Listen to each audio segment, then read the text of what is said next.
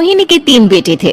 पति खूब अच्छा कमाता और बड़े घर के ऐश सब था मोहिनी के जीवन में, लेकिन एक चीज जो नहीं थी वो थी सुकून। मेरी बहन और मेरा भाई दोनों गरीब, लेकिन मैं मेरे पास तो नोट की बरसात है। तभी मोहिनी की बहन बीना उसके दरवाजे आ जाती है। अरे मोहिनी कैसी है? मेरे घर में ना सिलेंडर खत्म हो गया है। तेरे पास तो इतने पैसे हैं, भरवा देना मेरा सिलेंडर। पैसे जैसे ही आ जाएंगे मैं दे दूंगी। तभी मोहिनी का पति राकेश आ जाता है। क्या है बिना, ये अपने घर की परेशानी हम लोगों के घर ना गाया करो। तुम्हारी बहन को तुम लोगों पर तरस आ जाता है और वो पैसे देने लग जाती है। मुझे ये बिल्कुल पसंद नहीं है। ओ जीजा जी, नहीं मैं तो वो बस। अच्छा मैं चलती हूँ। बीना वहाँ से चली जाती है। उसके जाने के बाद अच्छा किया जो आपने सुना दिया। अरे न जाने क्या सोचकर मेरे घर आ जाती है कि जैसे यहाँ तो भंडारा भरा है। अरे कितना तो दे दिया। अच्छा जी जरा 1000 तो देना।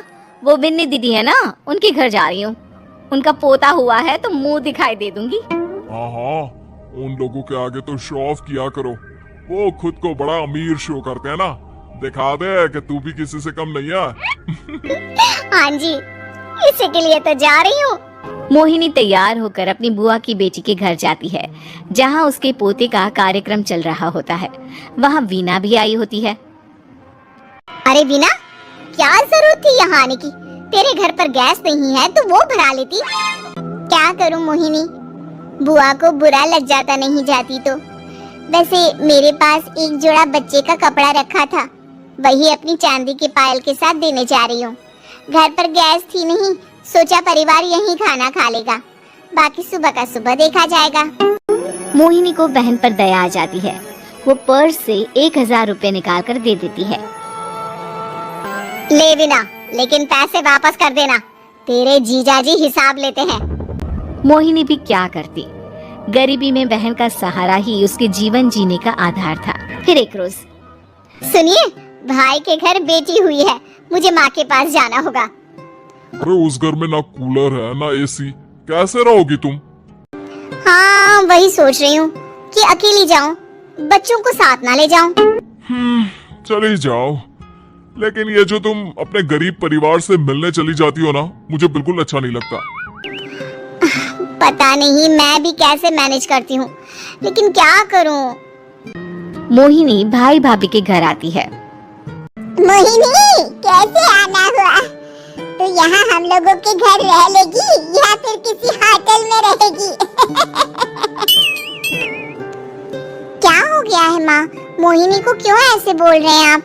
अरे तू नहीं जानती अपनी ननद को, पैसे वाली है ना, तो आज कुछ ज्यादा ही है।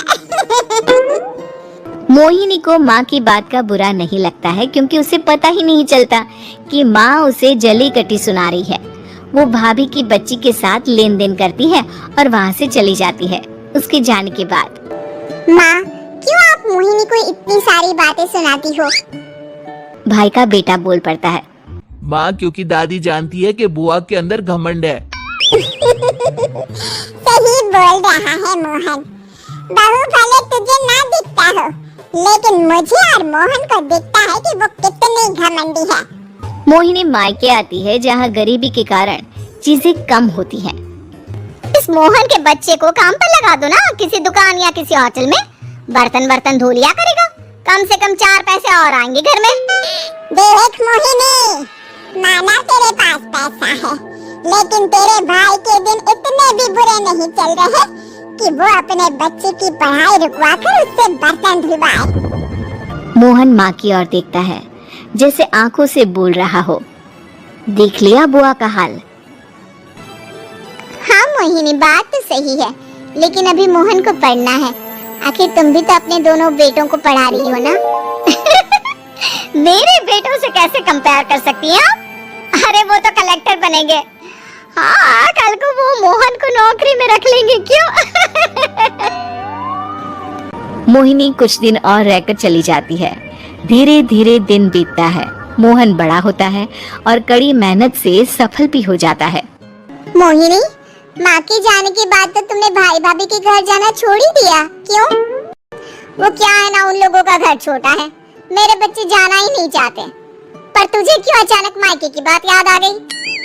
यार मेरा तो मायका है, भाई भाभी है, मेरा तो आना जाना लगा ही रहता है। हाँ, क्योंकि तुझे आदत है ना ऐसे छोटे से घर में और कम पैसे में रहने की।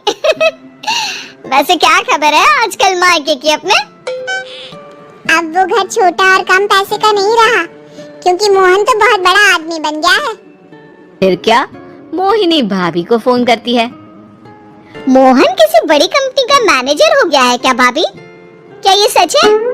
हाँ मोहिनी दीदी, अब तो हम लोगों के गरीबी के दिन कट गए। आपके भाई ने कोई अच्छे कर्म किए होंगे जो हम लोगों का बेटा इतना अच्छा कमा रहा है। देख लो भाभी, पहले भी आपने कई गलतियाँ की थी, आप थोड़ा संभल कर चलना। भाभी को मोहिनी की बात समझ में नहीं आती कि वो क्या कहना चाहती है।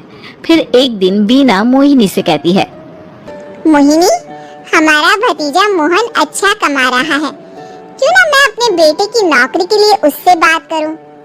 अरे बुआ का बेटा है, ये सोचकर मदद तो करेगा ना? हाँ हाँ, क्यों नहीं करेगा, उसके बुरे दिन में तो हम भी खड़े थे। मोहन को बीना फोन करती है और अपने बेटे की मदद करने की बात करती है। हाँ हाँ बुआ, क्यों नहीं, आप सिद्धार्थ को भेज दें, मैं अपनी ही कंपनी में उसकी नौकरी करवा देता हूँ। दिन बीतते हैं, अब वीना के हालात भी अच्छे हो जाते हैं। क्या बात है वीना, तूने भी कार ले ली, वो भी इतनी अच्छी? हाँ मोहिनी, अपने भतीजे के कारण तो हम लोगों के दिन अच्छे हो गए। उसने सिद्धार्थ की नौकरी लगवा दी है, वो भी शानदार। ठीक है, लेकिन पैसे ख्याल से खर्च करना। वो क्या ना, पैसे आने आसान है लेकिन संभालने मुश्किल। मोहिनी घर पर अपने पति से बात करती है। देखो ना, सबके पास पैसे हैं। एक वक्त था जब मैं ही अमीर हुआ करती थी। लगता है कि ज्यादा दिन नहीं रह पाओगी। मेरी नौकरी को कुछ साल ही बचे हैं और तुम्हारे दोनों लड़के निकम्मे हैं। उन लोगों को बोलो ना कि नौकरी करे। तभी वहाँ मोहिनी के बेटे भी आ जाते हैं। अरे हमें क्या मोहन समझा है जो दिन रात गधे की तरह काम करते रहे? खैर, दिन फिरते हैं और मोहिनी के पति की नौकरी भी खत्म हो जाती है। मोहिनी क्या करे? थोड़े से पैसे में गुजारा नहीं हो रहा है। क्या करे, मेरी समझ में कुछ नहीं आ रहा। मोहन को बोलो ना कि वो इन दोनों के लिए नौकरी देखे, जैसे सिद्धार्थ के लिए नौकरी देखी है।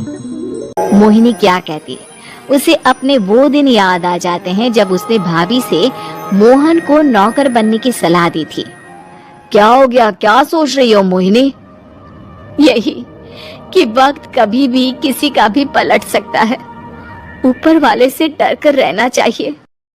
और अच्छी कहानियों के लिए कृपया सब्सक्राइब करें। धन्यवाद।